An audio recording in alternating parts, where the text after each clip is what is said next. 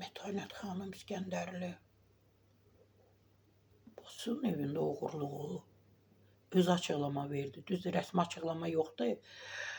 Bəlkə də olacaq bugün, amma özü bir proqramda açıqlama verib ki, bacım Sədaqət İskəndərlinin evindən oğurluq olub. Yəni evini qarət ediblər.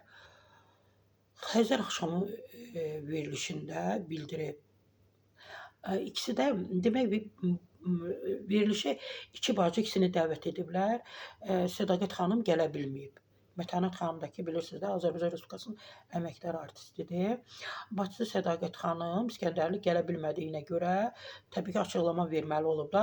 Mətanət xanım ki, o niyə gəlməyib? Bəli, bacımın başına iş gəldiyi üçün verilişə qatıla bilmədi. Evindən 16.000 manat pul oğurlanıb. Artıq polisə müraciət ediblər. Və belə verilişə gəlməmişdən öncə deyir, yəni bayaq orada olduğum üçün orada olmuşam da bacımın evdə. Mənə dedi ki, evimdə oğurluq qarət olduğuna görə verilişə gələ bilməyəcəm.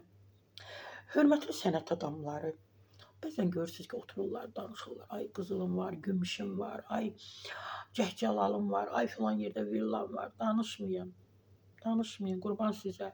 Bilirsiniz nə qədər gözlər var, etməyin bunu.